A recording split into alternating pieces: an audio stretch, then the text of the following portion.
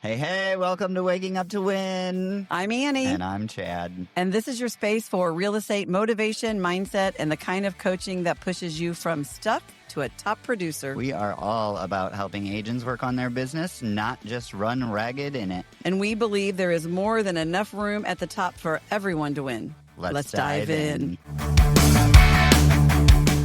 Hi, Chad. Hi. Welcome back. Welcome back. Where we been? I've been in New York. Oh, that's fun. It was amazing. Yeah. Did you see anything different or? Anything different? No. Did the whole tourist thing, but I love New York. I love the subway. You I didn't love tour, the grunge. but you didn't tour anything that you hadn't already toured? I saw Hamilton. Oh, that was new. It was really good. It is a really good musical. Trying to think. I went to the Met. I haven't been to the Met. Oh, I've never done that either. So Other than that, I mean, we did a lot. We did it all. We did the 9/11. That was really that was new because last time I was in New York, that wasn't there. It was just the hole in the ground. The hole was there, but now there's a whole museum and in the bottom of World Trade Center one or whatever. Yeah, there's some World Trade Center. There's some amazing stuff in there. Yeah, sad. It's emotional. Central Park. It was cold. It was really cold. I've never been so cold in my whole life. That's funny. I love New York too. But it was worth it. I'd go back. Yeah. I'd go back too. I've been twice now. Once for a really long time, one time just passing through, but yeah, it was a ton of fun. Yep. Shopping. It's just so funny because if you watch the news, they make you think it's a ghost town and it's so terrible and don't get on the subway. And I was like, okay, we're going to ride the subway once just because. You have to when you're in New York. It was great. Yeah. We rode the subway the whole time. Oh no, they're selling a story on the news. The news is not the news anymore. But I would say I would not go back on New Year. I was not there on New Year's Eve. I went on New Year's Day. Yeah. And Times Square, you couldn't even enjoy all the things because it was so crowded. Lines to get in the stores. And that's not my thing to shop. I don't want to wait in line to get into your store. No. So yeah, I was there in March, so like when we spent a lot of time there and did shopping and all of that kind of stuff. It was cold. Yeah, and I wondered why Times Square hotels were not expensive, and then I learned because if you stay in Times Square and you are taking an Uber to get back, you can't get through the traffic. Oh yeah, the traffic was terrible in New York when I was there. That is one thing that I do remember is it didn't matter what time of day it was. Yeah. It was 24 hours. There was. Oh, well, now it'd be New Year's. I mean, it was. Yeah. There was cars at every intersection. They actually call it the city time. that doesn't sleep for a reason. I know. Is that New York? Yes. Oh. I don't know. For some reason, I didn't think that was New York. And I wake up in the city that never sleeps. Is that a song? It is, but I'm not going to sing it. To find I'm. Lies. You just did. The song is actually called New York, New York. Oh, those are the words to that in the news. news. I play that song on the piano quite frequently. So anyway, I'm back. 2026. Here we go. Yep. Second week of 2026. Yes. Welcome back from your vacation. Thank you very much. Some of us have already been at it for a week. We're glad you've joined the party. I'm here. I'm here for the party. I have a quote today from somebody you know and like. I'm going to see if you can guess who it is. Okay. The quote is, "The only impossible journey is the one you never begin." Someone I like. Is it a Robbins? Mm-hmm. Mel or Tony? Tony Robbins quote. Yeah. "The only impossible journey is the one you never begin." Truth. I know. I get so many. I was just having this conversation with an agent yesterday in business planning, and it's that whole, I want to do this, I want to go down this journey, I want to have this, and then you focus and fixate on the end of it or the thing that you want to have instead of just doing something every day that is connected to it, regardless of whether you feel like it's the right thing or not. That's how you learn. Yeah. So I felt like that was a good one for the year, right? Very good. Start a journey this year, regardless of whether you finish it or not. Right, start. Step one is starting, and you're never going to finish it if you don't start it. So Good one. that's my wisdom for the week. Great. Thank you for sharing that. I know you can't even see on my face that I have that much wisdom in me, can you? No, Oh, I know. I can see the age. And it's not a filter either. And not a stitch of makeup. It's all natural.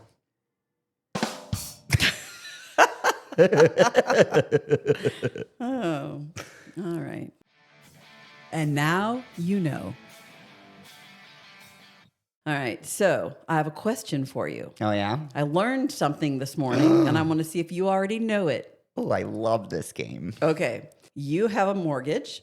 Yeah? And you pay PMI, which is private mortgage insurance. Yeah? And that is when you have what? Why do you have to pay that? Why do you pay PMI? If your loan to value is less than 80%. Correct. Okay. So if you're not putting 20% down, Right. the mortgage company forces you to buy this insurance to protect them. Yes. So you have PMI. Okay. You now believe that your house has increased in value and you have paid down your loan. What percent of loan to value do you need to be at to remove the PMI? You already said it once. Well, I would assume 20%, but it feels like a trick question. I know. It is not a trick question, but that would be what I think most people would say, including lenders. I actually reached out to 2 lenders and asked this question, and both of them said you need to be at 80%. That is not true. No, it's coming to me right now. Do you have to have paid off 80% of the original loan value? Okay, that is an option. That is Okay. one option. So if you Yes. paid off 80% of the original loan value, Yeah. that is true. Or the current value, so you can have your home appraised, Yes. but you have to have 75% Oh. loan to value. If I learned all this morning, Yeah. Freddie and Fannie both have follow the same guidelines. Yeah. If you have owned your house from 2 years to 5 years, it has to be 75% Okay. loan to value. 5+ years, it can be 80%. Okay. But it's funny that nobody really knows that or talks about that, No. including lenders. It's baked in, which is why they don't talk about it. So at the amortization schedule in the loan package, the PMI, there's different kinds of mortgage insurance. So PMI, you said, stands for private mortgage insurance.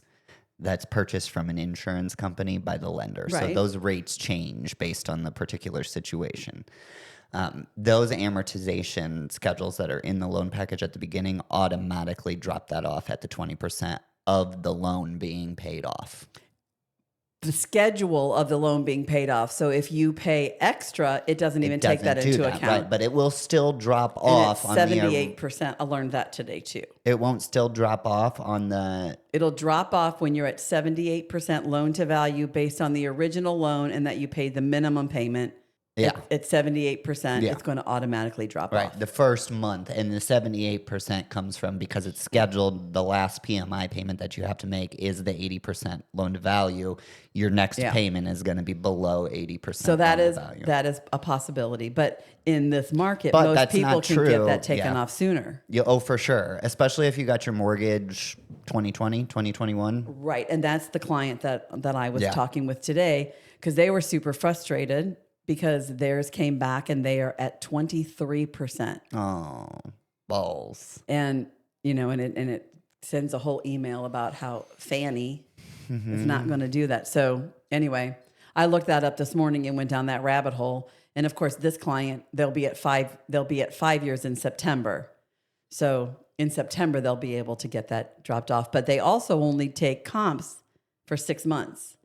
So, this market, a lot of things haven't been moving in the last 6 months as much as they were. So, yeah, the comps aren't there. So there's no wiggle room. There's no, Yeah. you got a friend, you got a card you can play. Yeah, you fact check this because I don't know that I'm speaking facts, but I think that FHABA and USDA loans, which are actually funded by the government, not just insured by the government, very different things, you cannot drop the PMI off I don't think ever. you have PMI. Well, you have MI. So which Okay, but is yeah. government mortgage insurance. You're paying the government the same Yeah. thing, right? That doesn't And all of those ever are, come off, most but all of those loans are 100% loans. So, with the exception of FHA, yeah. yeah. So So now you know. that's a good one. Might be a good call to make to some clients that bought in 2020 or 2021. If you're a realtor watching this, I just gave you a prospecting activity for the week. As you get closer to your 5 years, Yeah. then. So, or you can go. I mean, But- mortgage records are public I records would've- also. So if you don't have anybody to prospect, go into the MLS and Yeah. pull the And sales and the look 'em up. catch I thought it was when I went down that rabbit hole this morning. I was like, oh, and now lenders can do this because you've got a 3% mortgage, so you're not going to go refinance with somebody else and Yeah. maybe get a higher appraisal on your house. You're kind of stuck, but it's Freddie and Fannie, and they got no wiggle room. No, then yeah, the rules are the rules. So That's for sure. it's not 80%, people. It is 80%. No, it's not. It is. 75% until you're past the 5 years. But if you make a 15% down payment, it's 80% because you'll get through your amortization schedule faster than 5 Yeah. years at that point. It is 80% when you purchase your house. I'm saying when you're trying to get it removed. Yes. So, Yeah. Right. There's lots of different ways you can do it. At the end of the day, reach out to your realtor or your loan officer and ask them. But that's a good one. yeah. What is going on in real estate? Headline: The have and have-nots gap widens.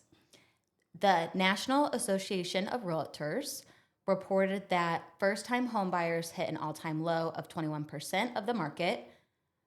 On the flip side, the luxury segment, homes over 1.3 million, is thriving, fueled by $6 trillion in generational wealth transfers. I wish somebody would transfer some wealth to me.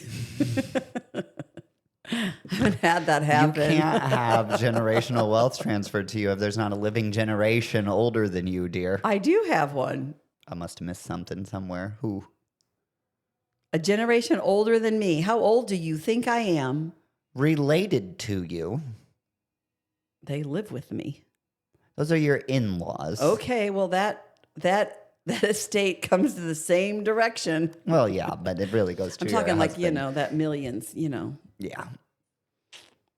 So No, but we've been waiting for it, for Right. sure. I mean, we've had lots of conversations about how the wealth is definitely with the boomers right now, and they're definitely holding on to it longer than I haven't seen that shift here for us yet. the other ones. I haven't either, really. Yeah, haven't seen that where like somebody's jumping in with Yeah, some a big inheritance, right. Not recently, yeah. But But I think it is true. It's It is going to it's start coming, happening. right? Yeah, that is going to start happening for sure. It is coming. So when you inherit your millions, open a realtor business or do something fun with it. I don't know. When you inherit your millions, Sad call to us and me. we'll help you buy a luxury property. Well, we could do that too, but I have a feeling realtors are the ones that watch this podcast and not home buyers and sellers. Okay. But I could be wrong. You have been wrong before. Once or twice. The thing that I was going to say was that it makes me a little bit sad that the first time I know. home buyer percentage fell. Is that what that headline said? The It made me 21%. sad. I Yeah. feel like it wasn't long ago we were teaching class and it was 38%. Yeah. I mean, like not long ago at all. Well, and I don't know if the average first-time home buyer age went up this year. I haven't looked at the report at from 40. last year yet. Did it? Mm-hmm. That's insanity to 40. me. I know. When you think about when we started selling real estate, I mean, first-time home buyers were the majority of our business, and it was so easy for someone to buy a really nice 3-bed, 2-bath for $200,000 or less, and that does not exist anymore. No, it doesn't. It's crazy. Commission settlements under fire. The industry is bracing for January 14th when oral arguments begin in the U.S. Court of Appeals regarding the Sitzer, Burnett, and Gibson settlements. If overturned, it could create pure chaos, in quotes, for how buyer agent commissions are handled. Yes, I cannot imagine why it would get turned over, but what do I know? I Well, don't want to see it get turned over at No. all. Like no, thank you. I don't want to go through all that again. Although I don't know that we would, even if it got turned over, do you feel like we would go back to? Nope. No. That's why I have no reaction. Yeah. Like, okay, turn it over, whoopie-doo. I don't care. The paperwork's done. The system's fixed already. Right. It's great for the public, my humble opinion. Right. Let's move on with our lives, people. Oh, great. Appreciate it. Zillow under scrutiny. Oh, no. As usual. But so the real brokerage was recently added as a defendant in the class action case against Zillow involving alleged RESPA violations. Why? I wonder why.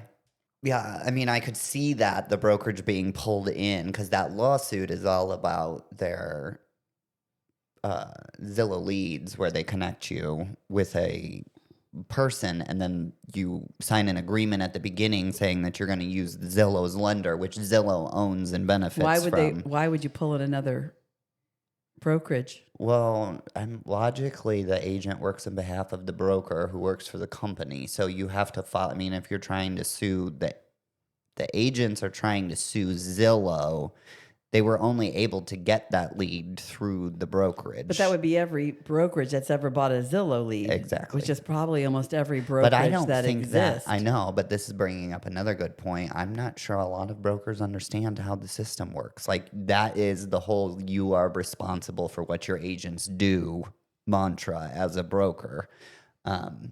Who don't wait? What say you? Who do you not not? you. who do you think you does get that? Not but- me. I mean, but you think brokers don't get that? Oh, yes. Wow. Do you know how many brokers have said to me, well, I don't care, they're independent contractors? Oh, come on. Swear to God, hand to God. More than probably 5 different brokers have said that to me. Wow. And they are independent I contractors. mean, that's like, and we can't tell them literally very specific things, which is when to work, or we have to negotiate their payment with them. Like, that's Well, what it's makes not them even about independent that, contractors. But you're still responsible for what they do in the real estate world, like Right. with their license. well, I mean, that's like day one of class. Listen. You're If people signing everything learned- you're signing is on behalf of the broker. The contract is with the client and the broker. I mean, no, we had that. We have a funny story. We did a So that headline, I mean, sorry. Whoa, funny story. My funny story is the I'm opposite. still having a conversation with myself. and We then I bought realized you Op City started a new leads one. when we Yeah. were at Yes. at our old brokerage I was just an agent, and somewhere along the way we had a client and then a lead and then a client, and later down the road that client came back and bought a house like 3 years later, and I was like, it wasn't 3 years, it was like 23 months. it was okay. So it was an Op City lead, but we had left, and the client in my phone I didn't even remember Didn't they were tag from it. Op City. They Right. called after almost 2 years and wanted to look at houses. Well, when Op City reconciled that, they didn't call me to say that I owed them money. They called the old Well, broker because the yeah. contract between Op City is not between, the lead You generation is not and- between right. me and the agent and Op City. It was between the broker. Right. Yeah. Well, and you called in that particular situation. We closed, and then we left shortly after that and opened our own. Right. And so, yeah. Yeah, so the So commission, we weren't even the commission affiliated that's with right. You're right. That broker didn't even get a brokerage. penny for that deal. Exactly. But the Op City said they owed. yes. And I said, that Yeah. sucks for you. So we had left, and we got. I did not say that. We No, paid it. I know. Yeah, but let's summarize this before we put it out. We left, and the client called us after we left, and you didn't have it tagged, so you didn't Mm-hmm. No. know. Had you had it tagged, 100% would have paid the referral, but we just Right. missed that in the move. And so then it was like a year and a half after we had closed, our old broker called and said, Yeah. Op City's threatening to shut me off because you closed a client that they sent you a Right. lead for within 2 years, because the referral agreement was for 2 years. And I remember her name was Katie, and I had her in my phone as lead Katie, but I just thought she was like a Zillow lead or a realtor.com right. lead, not an Op City lead. So, of course, we sent that broker the referral We commission did. that was owed to Op City, and she paid them. So, but yeah, interesting. Yeah, I don't know that a lot of unless you've experienced something like that, I don't think people read what they sign in general. So when they sign those agreements and the contract, and every time, broker salesperson contract and all of that, people don't read it. Because every time an agent changes brokerages, we had one that had a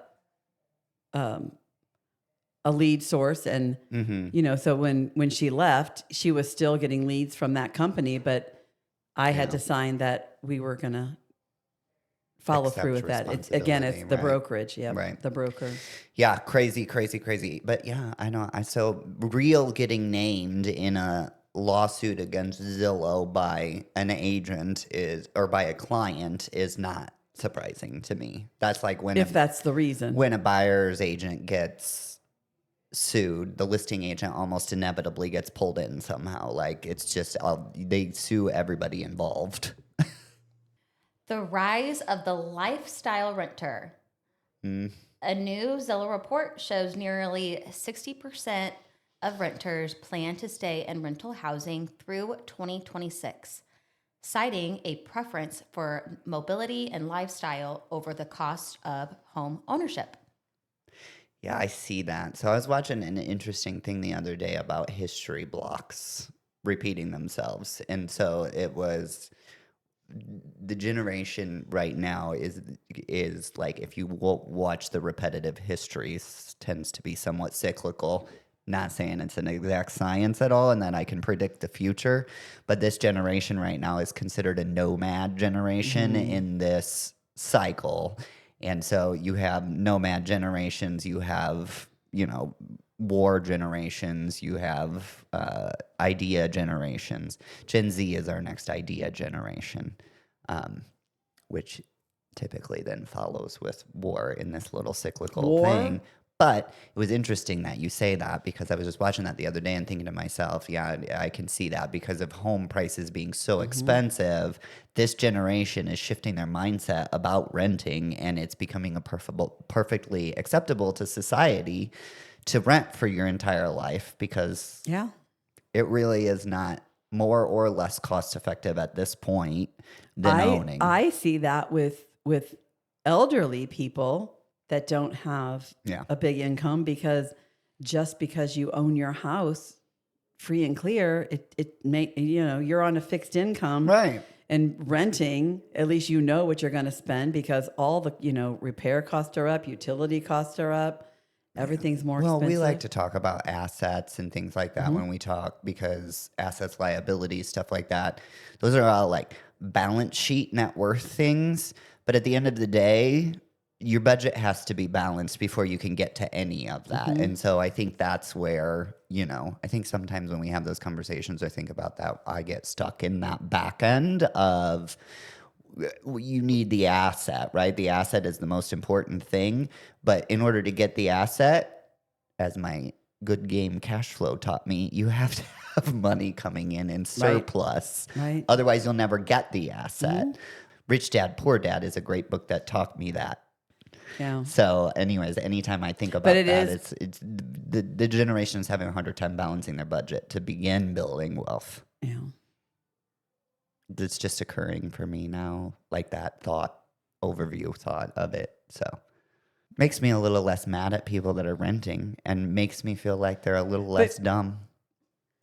No offense, Aaron. I don't think they're or dumb. anybody else that's renting. But I would also say, when you look around, I mean, you've seen the shift coming. We have for sure. apartment buildings going up at record paces. For sure. So. I'm not going to lie. I'm a realtor. In the past couple of years, I've gone, why do I put myself through buying this fucking house? I should just rent. Well, yeah, because you move I every year. like to move. Right. Like that's a personal preference of mine. I am somewhat of a However, nomad. I like to wander around in the office. if I you're, like to, you know. your point though, if you're not doing something else to build wealth, history does show that Sure. the easiest path to wealth for most Is Americans is homeownership. home ownership. Yeah. And you know, we have a lot of people in these big houses, and that's going to be their retirement. They haven't saved any money, but they're in a house that's now worth $700,000. They can sell that, and they've got that asset. That's the If- generational wealth transfer right. that we're But had we're you waiting rented on. all this time, Right. you wouldn't have that. No, it's true. I mean, I think you should buy a house. I think people could probably buy houses way faster than they're choosing to right now. But they're Or not. if you're not buying a house, you've got to be doing something else to build your wealth. Well, what are your guys' thoughts on people make this comment all the time that if you're a real estate agent and renting, you really shouldn't be a real estate agent. You shouldn't be a trustworthy real estate agent. Yeah, I disagree with that. I I've always disagree. disagreed with that. I don't think that I don't think that it matters. Being a real estate agent isn't about whether you understand I mean, you need to have a basic knowledge, but at the end of the day, being a good real estate agent, in my opinion, has less to do with your understanding of the financial implications of purchasing a house and more to do with your ability to help people make sound decisions through a process. 100%. So, yeah. is it Agreed. helpful? Yes. Do you have to have done I don't it? even know No. that. Yeah. I mean, like, I don't even know that it's helpful. that's the same. I mean, you get really like, that's the same comparison as like, then men should not be gynecologists because they've never done Right. anything with those parts. Like, that's the same logic. And I don't believe that And that's we've true. jumped the shark. So, anyways, I digress. What the floop? What the floop? What the floop? I'm struggling to pay my bills. What are some good realtor side hustles I can try while I wait for clients to call? Call some clients yourself instead of sitting on your ass waiting for them to call. Oh, okay. Well, there's that. That's the first thought I had when I saw that post. I was like, why would you post this? I would be so mean if you posted that. Like, you don't have it. You need a side hustle because you're sitting there waiting for people to. Newsflash. Right. They're not calling. No. Right. Mm-mm. It's not how it works. No, not at all. Are we going to answer the question, though? Sure.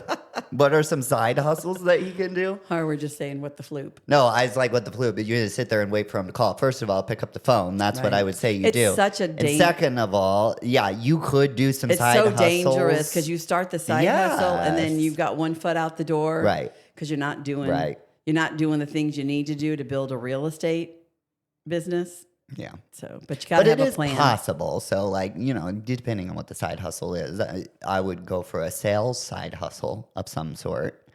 Or something that's super flexible. Yeah. But it's, you know, it's one thing that I do with every new agent and anyone who comes to our office is to sit down and talk about the financial responsibility of Yeah. being a real estate agent and being your, especially if Sole it's your only, income. yes. Mhm. And how does that look and how do you, you know, a lot of agents think that their commission check is their paycheck and Yeah. it is not. So No, but I mean, honestly, and this is terrible, but they're side hustles, like they're I guess lower paying jobs is why I'm saying it's terrible. But if you are going to get a side hustle, get one that you can do where you're interacting with other Absolutely. people. So bartending, serving, you know, those Home types repairs, of baristas, home repairs, like anything like that would be, yeah. But I just laughed at that when I saw it because I was like, what the fuck? Floop. Right. What the floop? right. It's Here's tough. an idea. First side hustle. Pick your phone up and Did stop you know? waiting. Did you know? I read that, and maybe we talked about this already. But 70% of realtors did no transactions last year. It's insanity to me. So yeah, It's because they're all sitting around waiting That- for their phone to ring. realtors, you've got to have a business plan, and you've got to do the things. Yeah, it's not magic. Yeah. It's a job. Oh, what a great episode. All right. Peace. We'll see you next week. All right, that's a wrap on another week of chaos, closings, and questionable decisions. If this episode made you laugh, think, or text your real estate bestie like, girl, this is us, do us a favor. Hit that subscribe button, leave a quick review, follow us on socials, or send us your own unhinged real estate stories. Seriously, we want to share them. And hey, don't just survive this week. Get out there and build your business. You've got everything it takes. We'll be back next week with more chaos and more clarity. Until then, Keep waking up to win.